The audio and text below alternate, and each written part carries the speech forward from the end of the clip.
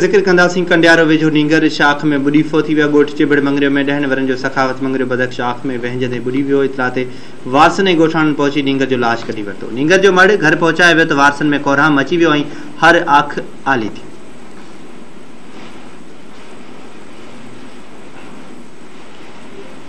टंडे आदम वेझो रोड हादसे में ज़ख़्मी थियल नौजवान अस्पताल में फौत थी विया। गुज़िर राति देर सां कराची खां सांखड़ वेंदड़ बस जे ट्रक में ज़ख़्मी थियल 30 वरनि जो अकबर मरी पुट मोहिब मरी हैदराबाद जी अस्पताल में दाख़िलो, जिते हू ज़ख़्मनि जा सूर न सहंदे फौत थी वियो आहे। फौती नौजवान जे वारसनि अस्पताल अमले ते लापरवाही जो इल्ज़ाम हणंदे इंसाफ़ जी घुर कई आहे।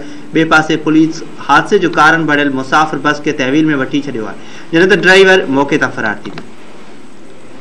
खैरपुर में ताज़ियुनि चूंडनि में 2 काउंसलरनि आइसक्रीम जे दुकान ते झेड़े दौरान फायरिंग करे ॾिनी। वार्ड नंबर 20 तां खटियल उम्मीदवार दादन फुलपोटो, वार्ड नंबर 9 जे खटियल उम्मीदवार अली मदद शाह जो लोकमान फाटक आइसक्रीम ते झेड़ो थी पियो, जंहिं दौरान अली मदद शाह फायरिंग करे ॾिनी। पुलिस मूजिब दादन फुलपोटो ऐं खैरपुर सिटी सदर सैयद अली मदद शाह लोकमान फाटक वटि हिकु आइसक्रीम जी दुकान ते विया, जिते आइसक्रीम जा पैसा न ॾियण ते झेड़ो थी पियो। पुलिस ॿुधाए त झेड़े जो बी सेक्शन थाणे ते 3 सुञातल ऐं 2 अण सुञातल जवाबदारनि मथां केस दाख़िल कयो वियो आहे। ॿिन्ही चूंडिजी आयल काउंसलरनि ते दाख़िल FIR में मौक़िफ़ इख़्तियार कयो वियो आहे त नशे में धुत अली मदद शाह दुकान तां आइसक्रीम खाइण बाद पैसा घुरण ते फायरिंग करे माज़ूरनि खे तशद्दुद जो निशानो बणाए ख़ौफ़ ऐं हिरास पखेड़ियो आहे। शहरी जो चवणु आहे त झेड़ो प्लाट जे मामले तां थियो।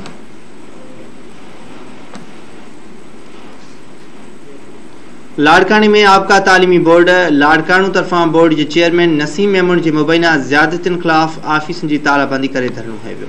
आपका यूनिट तालीमी बोर्ड लाड़काने के सदर मोहम्मद अली डेपर, सीनियर नायब सदर करीम बख्श कलोड़ो, फैज़ मोहम्मद मल्हा, वाहिद बख्श खोसे ऐं ॿियनि इल्ज़ाम हयो आहे त चेयरमैन नसीम मेमून मुसलसल मुलाज़िमनि सां ज़्यादतियूं करे रहियो आहे। संदसि चवणु हो त सेक्रेटरी अहमद खान छुटो जी गाड़ी पार्किंग में बीठल ॾिसी कावड़ मां पंहिंजे गार्ड खां हथियार खसे ड्राइवर अब्दुल मजीद गबोल मथां फायरिंग की कोशिश कई, जंहिं ते ॿियनि मुलाज़िमनि पहुची ड्राइवर खे बचाए वरितो।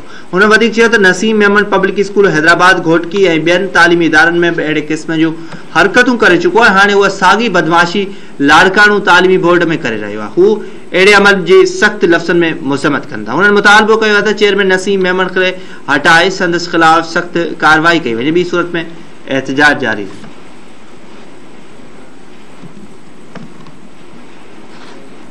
कंबर में नींगर से बदफैली की कोशिश कंदड़ जवाबदार की गिरफ़्तारी लाइ औरतनि ऐं ॿारनि एहतजाजी मुज़ाहिरो कयो आहे। मस्तोई मोहल्ले के रहवासियुनि मर्द औरतनि ॿारनि पाक किताब खणी सिटी थाणे जी पुलिस ऐं कंबर तालुके अस्पताल के डॉक्टरनि ख़िलाफ़ एहतजाजी मुज़ाहिरो करे नारेबाज़ी कई। उन मौके ते रिहाना लांगा, मस्मात हीर खातून, असगर अली ऐं अब्दुल मन्नान ब्रोही मीडिया से ॻाल्हाईंदे चयो 5 ॾींहं अॻु आमिर सूमरो, सरफराज सूमरो ऐं करीम सूमरो संदन 15 वरनि जे सफ़्तर अली लांगा के वहिंजण लाइ वर्गलाए ॻोठ ईसा कलोड़ो में मौजूद पानी तालाब में वठी विया, जिते खेस ज़्यादती जो निशानो बणाइण की कोशिश कई।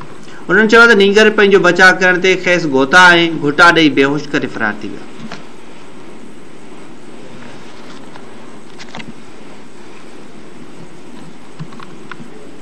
सामारो में पुलिस खिलाफ एहतजाजी रैली कढी धरणो हयो वियो। गस्टा महसर ज़िले उमरकोट के सदर सैयद गुलाम शबीर शाह, मुमताज़ कायम खानी, नवाज़ अली ख़ासकेली ऐं सारंग ख़ासकेली की अगवानी में शहरनि इलाइक़े वासियुनि ऐं मुख़्तलिफ़ बिरादरियुनि जे माण्हुनि रैली कढी मिरपुखास मेन रोड ते धरणो हयो। उन मौके ते गस्टा के ज़िले सदर सैयद गुलाम शबीर शाह मीडिया आॾो ॿुधाईंदे चयो त 207 में ज़रई ज़मीन आहे, जिते भरपासे में वेठल खोसा बिरादरी के माण्हुनि इस्माइल खोसो, जुमू खोसो, अबनू खोसो ऐं अली हसन खोसो, अली रज़ा खोसो गुज़िरियल 8 सालनि खां नुक़सान पहुचायो आहे। संदन मुखालिफ़ ज़रई ज़मीन ऐं माली नुक़सान रसाईंदा रहिया आहिनि, जिनमें पोखी थियल फसलनि के चौपाई माल खां बेलाइण, फसलनि जी ज़मीनी पाणी चोरी ऐं ज़ोरी लोड़नि समेत मुख़्तलिफ़ तरीक़नि सां तंग करे जीअण जंजाल करे छॾियो।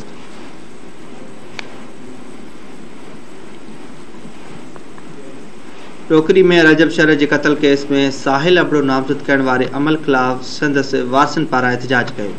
कोट बलहड़ी में एक हफ़्तो अॻु मक़तूल रजब शर के कत्ल केस में नामज़द जवाबदार साहिल अबड़ो के वारसनि पाक किताब हथनि में खणी एहतजाजी मुज़ाहिरो कयो। उन मौके ते नामज़द जवाबदार साहिल अबड़ो के अमर ज़किया, वालिद मुमताज़ अबड़ो, सायरा खातून ऐं आमनत खातून मीडिया से ॻाल्हाईंदे चयो त साहिल अबड़ो के मक़तूल रजब शर के जे कत्ल में मुलस न आहे। उन्होंने चयो त इलेक्शन वारे ॾींहुं संदन हमरा ॻोठ बलहड़ी वासी इख्तियार अली अंसारी सां गॾु हो बेगुनाह इल्ज़ाम हयो वियो आहे।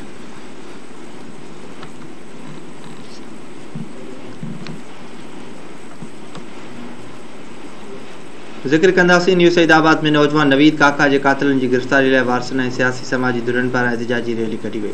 नवीद काका जे वारसनि ऐं मुख़्तलिफ़ सियासी समाजी धुरियुनि जसकम अॻवान नियाज़ कालाणी ऐं ॿियनि जी अॻवानी में बेनज़ीर भुट्टो चौक ताईं एहतिजाजी रैली कढी वई। उन मौक़े ते डॉक्टर नियाज़ कालाणी चयो त मक़तूल कराची में केबिल जो कमु करे घर में पाण समेत 4 मासूम भाइरनि ऐं 2 भेणनि ऐं माउ जो अकेलो सहारो बणियल हो। संदसि वालिद एएसआई यार मोहम्मद काका नकीबुल्लाह महसूद जे केस में बेगुनाह जेल काटे पियो। नौजवान जे वारसनि ॿुधायो त नवीद काका ॾोहारी हो त खेसि गिरफ़्तार छो न कयो वियो या मथां को केस छो न दाख़िल कयो वियो। संदन नौजवान जे जिस्म ते तशद्दुद जा वाज़े निशान पिण आहिनि। अॻवाननि चिता ॾिनो आहे त नौजवान जे वारसनि सां इंसाफ़ न कयो वियो त एहतिजाज जो दाइरो वधायो वियो। सगियूं ऐं भरपासे वारनि इलाइक़नि में वधंदड़ बदअमनी ऐं कब्ज़ा माफ़िया ख़िलाफ़ मुख़्तलिफ़ बिरादरियुनि जे माण्हुनि एहतिजाजी मुज़ाहिरो करे धरणो आयो। बदअमनी ख़िलाफ़ अली गुल बागत फौजी अहमद अली मज़हर अली कादिर बख्श बंबरो ऐं ॿियनि नेशनल प्रेस क्लब सगियूं में दाईंदे चयो त अली गुल बागत संदसि 30 जिरेब ज़री ज़मीन ते वॾेरे जी चुर्च ते निज़ामुद्दीन बागत रफ़ीक बागत वारनि नाले वारे ॾोहारी हकीम सियाल महराब उर्फ़ ॾाॾे सियाल कब्ज़ो कयो आहे। उन्हनि चयो आहे त सगियूं ऐं भरपासे वारनि इलाइक़नि में ॾोही सरगर्मियुनि में तेज़ी आणण सां गॾु इलाइक़े में चोरियूं फुरूं धाड़ा रोज़ जो मामूल आहे।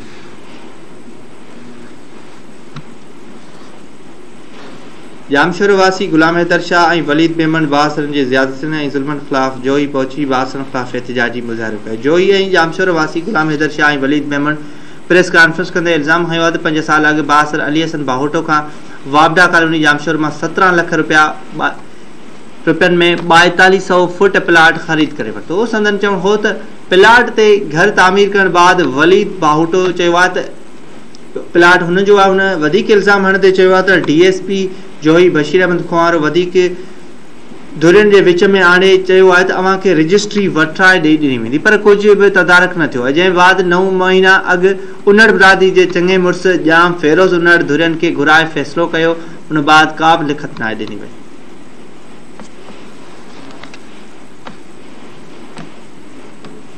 नौशर फिरोज़ में मेहरापुर जे साफ़ी काशिफ कंबू गायब करण जे ख़िलाफ़ एहतिजाजी मुज़ाहिरो कयो वियो आहे। मेहरापुर जे शहरीन ऐं साफ़िन प्रेस क्लब नौशर फिरोज़ ॾाढो एहतिजाजी मुज़ाहिरो करे नारेबाज़ी कई आहे। उन मौक़े ते साफ़िन मानी मुग़ल मुजाहिद सामेटियो ऐं सलीम मुग़ल चयो आहे त मेहरापुर पुलिस साफ़ी काशिफ मथां कूड़ो ऐं मनगढ़ंत केस दाख़िल कयो। उन्हनि चयो आहे त साफ़ी जो ॾोह उहो आहे त हू शहरनि जे एहतिजाज जी कवरेज करे रहियो हो, जंहिंजे ॾोह में पुलिस शहरनि समेत साफ़ी मथां दहशतगर्दी एक्ट तहत केस दाख़िल कयो आहे।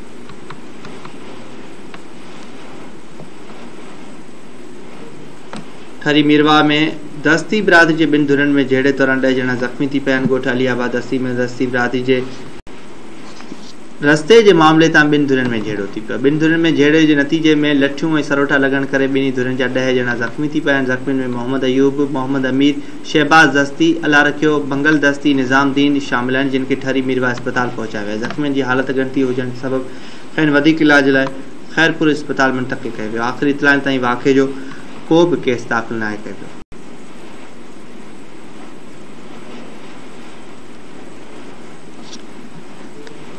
डिगड़ी में 2 धुरियुनि विच में जहिड़े जे नतीजे में 4 ॼणा ज़ख़्मी थी पिया, जिन खे अस्पताल दाख़िल कयो। टंडो बागो रोड ते नुहाणी बिरादरी जे 2 धुरियुनि में पाणी जे वारे तां जहिड़ो थी पियो।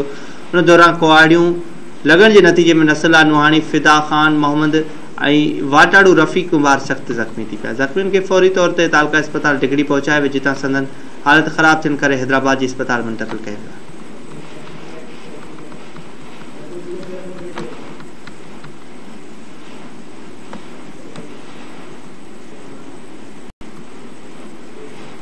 ज़िक्र कंदासीं कोटड़ी पुलिस कार्रवाई करे मोटरसाइकिलूं चोरियूं ऐं फुरूं कंदड़ बैनल सूबाई गिरोह जे 3 ॼणनि खे गिरफ़्तार करे फुर थियल 6 मोटरसाइकिलूं हथ करे वरितियूं। कोटड़ी साइड थाणे ते DSP कोटड़ी मलिक रियाज़ ऐं SHO साइट ख़ैर मोहम्मद मल्ला प्रेस कॉन्फ्रेंस कंदे दावा कई आहे त पुलिस साइट जे मुख़्तलिफ़ इलाइक़नि में छापा खणी मोटरसाइकिलूं फुरूं ऐं चोरी कंदड़ बैनल सूबाई गिरोह जे 3 ॼणनि आसिफ़ जमाली, इनायतुल्ला ऐं गुलज़ार चांडे खे गिरफ़्तार करे वरितो आहे। संदन चवणु हो त गिरफ़्तार जवाबदारनि जे कब्ज़े मां 6 मोटरसाइकिलूं 1 पिस्टल हथ करे वरितो आहे। हुन वधीक चयो त ॼाणल जवाबदारनि जो तालुक़ु बलोचिस्तान ऐं साइट एरिया कोटड़ी सां आहे।